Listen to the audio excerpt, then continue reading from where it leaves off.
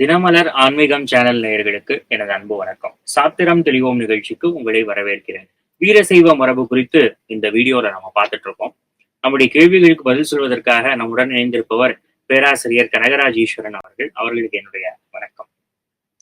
வீரசைவ மரபு பத்தி சொல்லும் போது கர்நாடகால எவ்வளவு வலுவோட இருக்கு அப்படிங்கிறதுக்கு காரணங்கள் எல்லாம் சொல்லியிருந்தீங்க ஐயா. இப்போ தமிழ்நாட்டை பொறுத்த வரைக்கும் வீரசைவம் அப்படிங்கிறது எப்படி இருக்கு? குறிப்பா வீரசைவ ஆளுமைகள் அப்படின்னு யார் யாரெல்லாம் சொல்லலாம், அதை பற்றி கொஞ்சம் விளக்கம். அதாவது பாத்தீங்கன்னா தமிழ்நாட்டுல, ஏன்னா உங்களுக்கு சைவத்தை பொறுத்தளவு, பக்தி இயக்கத்தை பொறுத்தளவு, தமிழ்நாட்டில இருந்த நாயன்மார்களுடைய பக்தி இயக்கமும், கர்நாடகம், ஆந்திரா, மகாராஷ்டிரா இந்த பகுதிகள் வரைக்கும் பரவிய வீரசைவ பக்தி இயக்கமும் தொடர்ச்சி தான். இது இது ஒரே ஒரு சங்கிலி தொடர் தான் அப்படின்னு நம்ம சொல்லலாம்.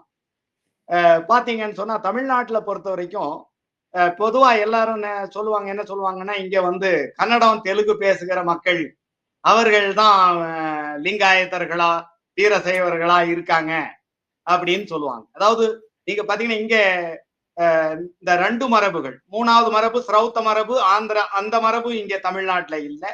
பஞ்சாச்சாரிய மரபும் பசவாதி சரணருடைய மரபும் இங்க இருக்கு. ஜங்கமர்கள் அப்படின்னு சொன்னா நீங்க வந்து தெலுங்கு பேசுகிற ஜங்கமர்கள் மத்தியில அதிகமா வந்து பசவ மரபும், தமிழ் பேசுகிற ஜங்கமர்கள் மத்தியில வந்து பஞ்சாச்சாரிய மரபும் இருக்கும். நீங்க பார்க்கலாம். அது மத்ததும் இருப்பாங்க, ஆனா இது பெரும்பாலும் நான் பார்த்த வரைக்கும் அதிகமா இருக்கும். இது இருக்கு. அதே மாதிரி நீங்க ஜங்கமர்கள் அல்லாதவர்கள் இடத்திலும் வந்து வீரசைவம் இருக்கு. பாத்தீங்கன்னா இப்ப ரெட்டியார்கள் மத்தியில வீரசைவம் இருக்கு. ஒக்கலிகர் மத்தியில ஒரு சிலர், அதான் நிறைய இல்லை, ஒரு சிலர் அந்த இது இருக்கும், வீரசைவ அந்த பாரம்பரியம் இருக்கும். அதாவது நீங்க கர்நாடகத்துல பல்வேறு ஜாதியினர் வந்து உங்களுக்கு இன்க்ளூசிவா இருந்ததுனால எல்லா ஜாதிகள், நிறைய ஜாதிகள்ல வந்து பாத்தீங்கன்னா வீரசைவர்கள் லிங்காயத்தர்கள் இருக்கிறதா நீங்க பார்க்கலாம். அதே மாதிரி தமிழ்நாட்டுல வந்து பாத்தீங்கன்னா இந்த ரெண்டு மரபு, பசவ மரபு அப்புறம் வந்து பாத்தீங்கன்னா பஞ்சாச்சாரிய மரபு, ரெண்டுமே தமிழ்நாட்டுல இருக்கு. இது தவிர நீங்க பாத்தீங்கன்னு சொன்னா இங்க வந்து வீரசைவர்கள் வந்து தமிழே பேசக்கூடியவர்கள். அவர்களுக்கு கன்னடம் பேசி தெலுங்கு பேசிட்டு இருந்துட்டு தமிழா காலப்போக்கில் மாறினவங்க அல்ல. இங்கேயே தமிழே பேசக்கூடிய வீரசைவர்களும் உண்டு. அது ஒண்ணு வந்து பாத்தீங்கன்னா இப்ப வீரசைவர்களை பொறுத்தளவு அவங்களுடைய நிலைப்பாடு, அடிகளாசிரியர்கள் போன்றவர்கள் எல்லாம் திருவள்ளுவர், நக்கீரர், அப்புறம் வந்து மாணிக்க வாசகர், திருமூலர், இவங்களையெல்லாம் வந்து வீரசைவர்கள் அப்படின்னு சொல்லி வீரசைவர்கள் கருதுவாங்க. அந்த அந்த மரபுல வந்து அந்த அந்த இவர்களால ஆட்கொள்ளப்பட்டவர்கள் அந்த உங்களுக்கு தமிழ் பேசக்கூடிய வீரசைவர்களா இருக்காங்க. அப்ப பாத்தீங்கன்னா இன்னொன்னு என்னன்னு சொன்னா, இன்னும் ஒரு 2-3 கரண்ட், அதாவது 2-3 முக்கியமான ஒரு குருமார்கள் இங்க வந்து வந்தாங்க. இங்கே வெளியிலிருந்து வந்த வீரசைவ குருமார்கள் அப்படின்னு சொன்னா, வெளியிலிருந்து வந்த வீரசைவ குருமார்கள்னால இங்க உள்ள தமிழர்கள் அவர்களோடு சேர்ந்து வீரசைவ நெறியில நின்றார்கள் அப்படிங்கிற ஒரு நிலையை பார்க்கலாம். இப்ப எடுத்தீங்கன்னா குரு நமசிவாயர் அப்படின்னு சொல்லி ஒரு பெரிய மகான், நீங்க பாத்தீங்கன்னா திருவண்ணாமலையில இருந்தார் குகை நமசிவாயர். குகை நமசிவாயர் அப்படிங்கிறவர் வடக்குல இருந்து, கர்நாடகாவா ஆந்திராவா தெளிவா நமக்கு தெரியல, வடக்கிலிருந்து வந்தவர் அப்படின்னு சொல்லப்படுகிறது. அவர் வந்து குகை நமசிவாயர் குகையிலிருந்து தவம் செய்தார். அவரோடு வந்து அவருடைய சீடரா சேர்ந்து ஒருத்தர் இருந்தாரு, அவரு குரு நமசிவாயர். அவர் சிதம்பரத்துல போய் சிதம்பரத்துல பல பணிகள் செய்து அங்க ஐக்கியமானார் அப்படிங்கிறது வரலாறு. அப்ப குகை நமசிவாயருடைய மரபு அப்படின்னு ஒண்ணு இருக்கு. அவர்களால் ஆட்கொள்ளப்பட்டவர்கள் அதொரு வீரசைவர்கள் இருக்காங்க. அப்புறம் இங்க வந்து பாத்தீங்கன்னா பாலசித்தர் அப்படின்னு சொல்லிட்டு பொம்மையபாளையம், மயிலம் பொம்மையபாளையம், அங்கிருந்து வந்து பாலசித்தர் வந்து இங்க வந்து உங்களுக்கு மயிலத்துல இருந்து அங்க வந்து அருள் புரிந்து, அடியார்களுக்கெல்லாம் அருள் புரிந்து அங்க வந்து நிறைய பக்தர்களை வந்து சம்பாதிச்சிருக்கிறார். அப்புறம் சித்தநாதர் அப்படின்னு சொல்லி ஒரு அவர் வந்து ஒரு அருளாளர் வந்து இங்க வந்து குகையூர் அப்படின்னு சொல்லி ஒரு ஊர்ல அடிகளாசிரியர் அப்படின்னு சொல்லக்கூடிய என்னுடைய குருநாதர் வீரசைவ தத்துவ ஞான தெளிவு நமக்கு ஓரளவுக்கு வருவதற்கு அந்த அடிகளாசிரியர் காரணம். அதுக்கப்புறம் எங்க குருநாதர் இப்ப நமக்கு தீட்சை சேவித்த குருநாதர் மதியழகனார், அவரு ஒரு காரணம். நூல்கள்லாம் நிறைய எழுதியிருக்காரு. அந்த அடிகளாசிரியர் தமிழே பேசக்கூடிய வீரசைவர். அவர் நிறைய தமிழ் நூல்களுக்கு உரை செய்திருக்கார், இலக்கண நூல்களுக்கும் வீரசைவ நூல்களுக்கும். அவருடைய குருமரபு சித்தநாதேஸ்வரம் அப்படின்னு சொல்லக்கூடியது வந்து பாத்தீங்கன்னா இந்த மரபு. பாலசித்தருடைய மயிலம் பொம்மைய மாலை, மயிலம் மடம், அந்த மரபு எல்லாமே தமிழ் பேசக்கூடியவர்கள். அப்படி இருக்கு. அதுவும் போக இன்னும் ஒரு 2 குருமார்களை நம்ம வந்து கவனிக்கலாம். ஒண்ணு வந்து பாத்தீங்கன்னா ஆதி சிவப்பிரகாசர். ஆதி சிவப்பிரகாசர் வந்து ஒரு பெரிய ஞானி, ஒரு பெரிய அறிஞர், ஒரு பெரிய புலவர் அப்படின்னு சொல்லலாம். அருளாளர், பெரிய அற்புதங்களை எல்லாம் செய்து காட்டியவர். அவர் வந்து பாத்தீங்கன்னா நம்ம திருவாவடுதுறை ஆதீனத்துல சீடரா இருந்தார். அடுத்தது அவரு ஆதீன கர்த்தரா வரக்கூடிய நிலையில் இருக்கும் பொழுது சிதம்பரத்துல நடராஜர் கோயில்ல வழிபாடுகள் நின்று போய்விட்டன. ஒரு அரசன் வந்து நிறுத்திட்டான்.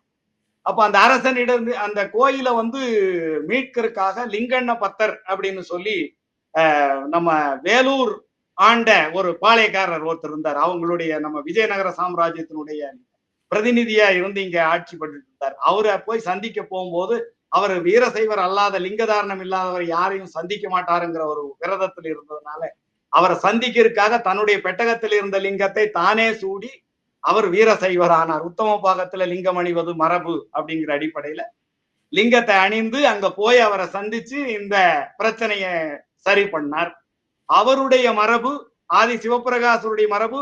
அவர் நிறைய நூல்கள், அத்வித வெண்பா, லிங்கதாரணத்தினுடைய அவசியம், லிங்கதாரணம் ஏன் தேவை அப்படிங்கிறது எல்லாம் அற்புதமா அத்வித வெண்பாங்கிற ஒரு நூல் எழுதியிருக்கிறார். அவருடைய சிஷ்யர்களா வந்து பாத்தீங்கன்னு சொன்னா நம்ம சாந்தலிங்க அடிகளார், அப்புறம் வந்து நம்ம குமாரதேவர், ஒரு அற்புதமான சாஸ்திர கோவை அப்படிங்கிற ஒரு தொகுப்பு, பெரிய நூல் இன்னைக்கு பாத்தீங்கன்னா அவர் படைத்திருக்கார். அவர் ஒரு பெரிய அந்த மரபு. அப்படி அப்புறம் அவருடைய குருநாதர் சாந்தலிங்க அடிகளாருடைய சீடரா இருந்தவர் வந்து திருப்போரூர் சிதம்பர சுவாமிகள். போரூர்ல சென்னைக்கு அருகில ஒரு மடம் இருக்கு, அவருடைய மடம். அவரும் பெரிய ஒரு கவிராயர். அவரு நிறைய நூல்கள் படைச்சிருக்கிறாரு. அந்த மரபு, இந்த ஆதி சிவபிரகாசருடைய மரபு முழுக்க முழுக்க இங்கேயே இதானது. கர்நாடகத்தோட அவர் தொடர்பு இருக்கு, அந்த வீரசைவ மரபோட தொடர்பு இருக்கு. அதே மாதிரி துறைமங்கலம் சிவபிரகாச சுவாமிகள், அவர் ஒரு பெரிய ஆளுமை.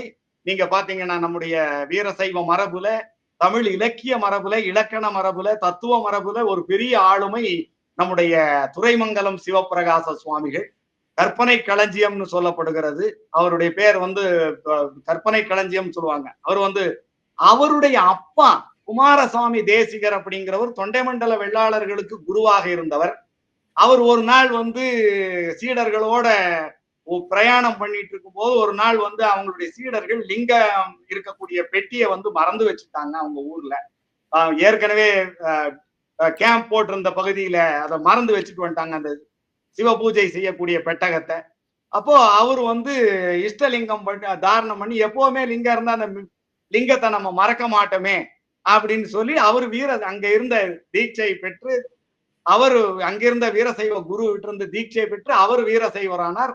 அவருடைய மக்களாக இருக்கிற நம்முடைய துறைமங்கலம் சிவபிரகாசர், கருணை பிரகாசர், அவங்கெல்லாம் அவங்க வழியில வீரசைவர்களா வந்து விளங்குனாங்க. அப்ப அந்த வீரசைவ தமிழ்நாட்டிலேயே ஒரு அருமையான வீரசைவ மரபு இருக்கு, நீங்க பார்க்கலாம். தமிழ் பேசக்கூடிய வீரசைவர்கள், தமிழ்ல அற்புதமான நூல்கள் படைத்தவர்கள் அப்படின்னு சொல்லக்கூடியவர்கள், தமிழ்ல பெரிய நூல்கள் இலக்கியங்களை படைத்தவர்கள் சொன்னா நம்முடைய துறைமங்கலம் சிவபிரகாச சுவாமிகளை சொல்லலாம், ஆதி சிவபிரகாசரை சொல்லலாம், சாந்தலிங்க அடிகளார் அருமையான நூல்கள் அவர் படைத்திருக்கார். சாந்தலிங்க அடிகளார் வந்து பேரூர்ல ஐக்கியானவர், பேரூர்ல இருந்து வேதாந்த சித்தாந்த உபதேசம் பண்ணவர். கொலை மறுத்தல், அவிரோத உந்தியார், வைராகிய சதகம், வைராகிய தீபம் அப்படின்னு சொல்லிட்டு 4 நூல்கள் பண்ணியிருக்காரு. அந்த நூல்களுக்கு நம்முடைய சிதம்பர சுவாமிகள், திருப்போரூர் சிதம்பர சுவாமிகள் உரை எழுதியிருக்கிறாரு. சிதம்பர சுவாமிகள் ஒளிவில் ஒடுக்கம் அப்படிங்கிற பெரிய சைவ ஞான நூலுக்கு கூட உரை எழுதியிருக்காரு. ஒரு பெரிய உங்களுக்கு ஞான பரம்பரை, வீரசைவ ஞான பரம்பரை தமிழ்நாட்டில் இருக்கு. சமீபத்துல வாழ்ந்தவர்கள்னா கிருபானந்த வாரியார் சுவாமிகள், அவர் வந்து வீரசைவ மரபினர். இப்படி நிறைய பேரை சொல்லலாம். தமிழ்நாட்டுல வீரசைவ மரபுல இருந்து நிறைய பெரியவர்கள் தோன்றி இருக்கார்கள். தமிழுக்கும் பண்பாட்டுக்கும் ஆன்மீகத்துக்கும் ஞான மரபுக்கும் பெரிய தொண்டாற்றி இருக்காங்க. அடிகளாசிரியர், அவரையும் சொல்லலாம். அடிகளாசிரியர் நிறைய நூல்கள் எழுதியிருக்காரு. ஒரு புத்தகத்தையே படித்த மாதிரி இருக்கு. நீங்க சொன்ன இவ்வளவு தகவல்களும் இணையத்திலேயோ வேற புத்தகத்திலேயோ கூட நான் எங்கேயும் அதெல்லாம் தேடி படிக்கணும் போல. அதெல்லாம் நம்மளுடைய மக்களுக்கு நீங்க ரொம்ப அழகா எடுத்து கொடுத்தீங்க. இன்னும் வீரசைவ மரபு பற்றி சில கேள்விகள்லாம் இருக்கு. அதெல்லாம் அடுத்த வீடியோல தொடர்வோம். அதுவரை நன்றி, வணக்கம்.